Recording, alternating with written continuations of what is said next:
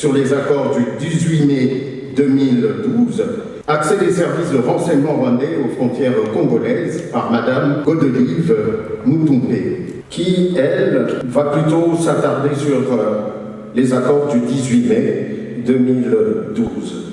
Ces accords sont axés sur des services des renseignements rwandais aux frontières congolaises. Madame, vous avez la parole.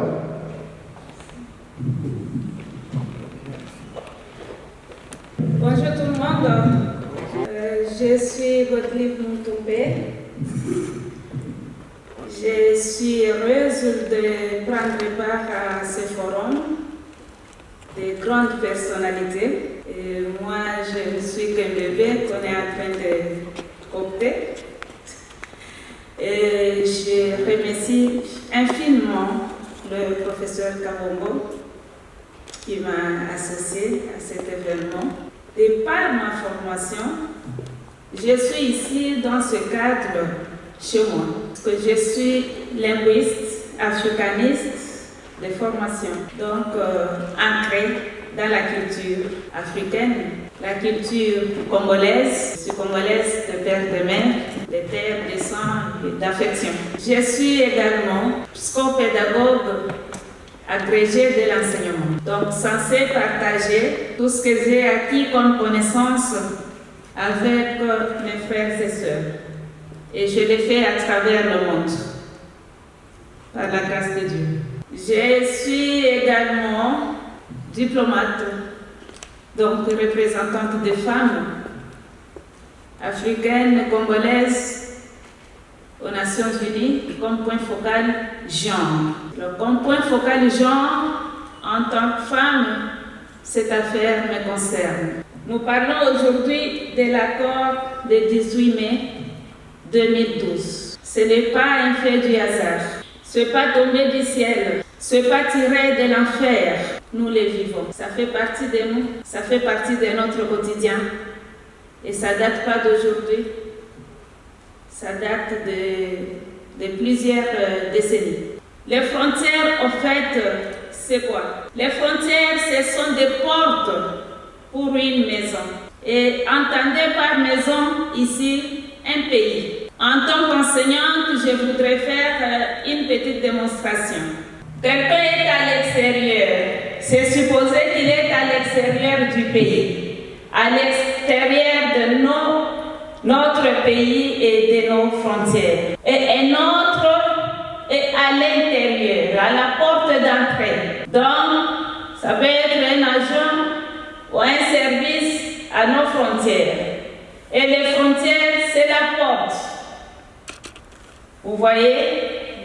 Lorsque quelqu'un qui vient de l'extérieur veut accéder à notre pays, frappe la porte. Frapper la porte, c'est demander le visa. C'est demander l'autorisation d'intégrer notre territoire. Et lorsqu'on lui accorde le visa, c'est qu'on lui a permis d'entrer chez nous.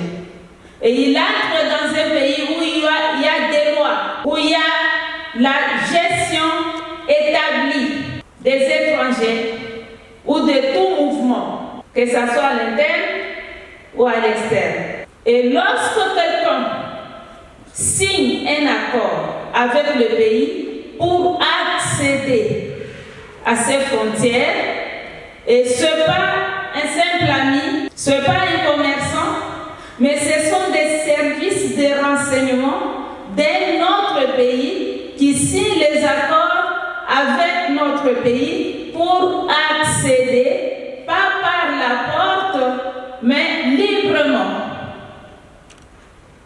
Et lorsqu'ils accèdent, ils sont libres. Ils sont chez eux. Et après, nous allons crier à l'infiltration. Comment vous allez crier à l'infiltration alors que vous avez ouvert la porte? Comment vous allez crier à l'infiltration alors que vous avez donné l'accord? Il reste maintenant de savoir dans quelles conditions vous avez donné l'accord. Dans quelles conditions vous avez ouvert la porte.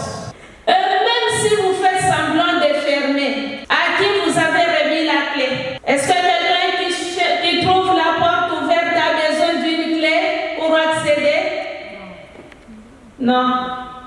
qu'il soit normal. On offre la porte, on donne l'accord en position de faiblesse. Notre pays, c'est un vaste territoire, 2 345 410 km², avec 9 frontières. D'une part, ce sont des amis et des partenaires éventuels ou permanents. D'une autre part, ce sont des ennemis potentiels aussi, parce qu'ils ont les yeux rivés sur la RDC. La RDC, avec sa richesse incommensurable en termes de ressources minérales et naturelles, c'est tout le monde qui lorgne sur nos richesses. Je vais comparer ici la RDC, où le peuple du Congo a un homme qui a épousé une jolie dame. Si vous n'êtes pas assez fort pour la protéger, on vous la prend. Et si elle ne se sent pas en sécurité avec vous, vous risquez de la perdre à tout moment. Qu'est-ce que vous faites pour protéger cette jolie dame? Qu'est-ce que vous faites pour protéger vos minéraux, vos ressources minérales et naturelles? En ouvrant les frontières, vous vous exposez. C'est alors qu'on nous impose des guerres. Cela vient de l'accès à notre pays, à la souveraineté tant nationale qu'internationale. Lorsque le colonisateur se retire, on lui a ravi la proie. Ce n'est pas à cœur joie qu'il part. Il s'est dit, les Congolais, nous les connaissons. Donnons-leur l'indépendance. D'ici là, lors du partage de pouvoir, ils vont s'entretuer. 450 tribus, ce n'est pas une nation, c'est juste une mosaïque des tribus. Ils vont se tirailler autour des tribus, ils vont s'entretuer et ils vont ouvrir le flanc à l'ennemi. Et dans l'entretemps, c'est nous les tireurs de ficelles et nous viendrons pour intervenir. Aujourd'hui, nous prions la communauté internationale, la Belgique n'intervient pas et c'est cette prophétie-là qui s'est accomplie. Il y a les prédateurs étrangers et il y a les Congolais qui ouvrent la porte à la prédation à cause de nos faiblesses. Nous avons un autre problème, c'est un problème d'ordre culturel. Et les cadres l'indiquent.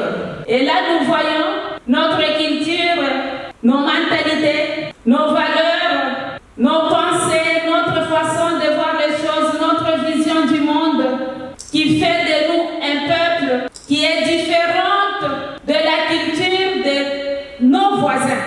Vous entendez partout qu'il y a des guerres autour des cultures, autour des civilisations, autour des valeurs. Oh non, ceux-là ne respectent pas nos valeurs. Les valeurs démocratiques, les valeurs des droits de tout le monde, les valeurs de cela.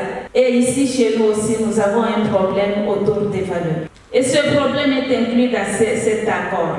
On peut beau ouvrir la porte. On peut beau prier le vivre ensemble.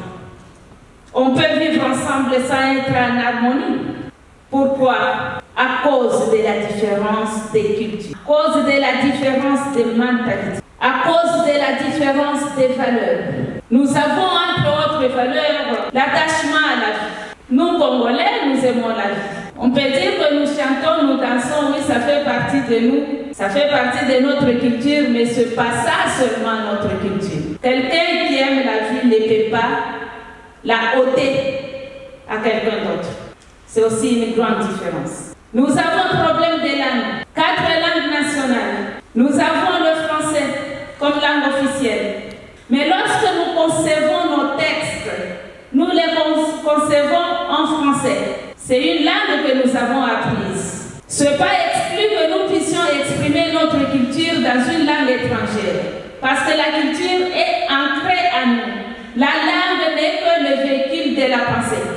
On peut utiliser n'importe quelle langue, mais exprimer les effets de sa culture et garder son identité. Ce n'est pas là le problème. Mais lorsqu'il y a des langues qui nous nous sont imposées à cause de notre faiblesse de connaissances. Nous ne savons même pas quelles sont nos langues et quelles sont les langues étrangères. Notre identité, c'est un problème. Qui est congolais, qui n'est pas congolais? Les frontières sont ouvertes. J'en appelle à notre conscience collective. Sinon, le pays pénètre, le pays peut exister, le pays peut disparaître. Ce n'est pas impossible. Qu'est-ce que vous faites pour rester debout? Qu'est-ce que vous faites pour garder l'intégrité territoriale? Qu'est-ce que vous faites pour corriger certaines faiblesses? Parce qu'aujourd'hui, là, dans toutes les négociations, c'est cet accord ici qui revient.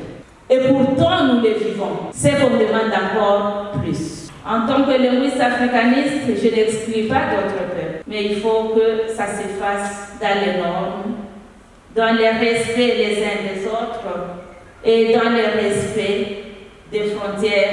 Parce qu'il n'y a pas de pays sans frontières et il n'y a pas d'armée sans service de renseignement. Et si les services de renseignement, ce sont les mêmes de part et d'autre, je me demande comment vous pouvez vaincre la guerre.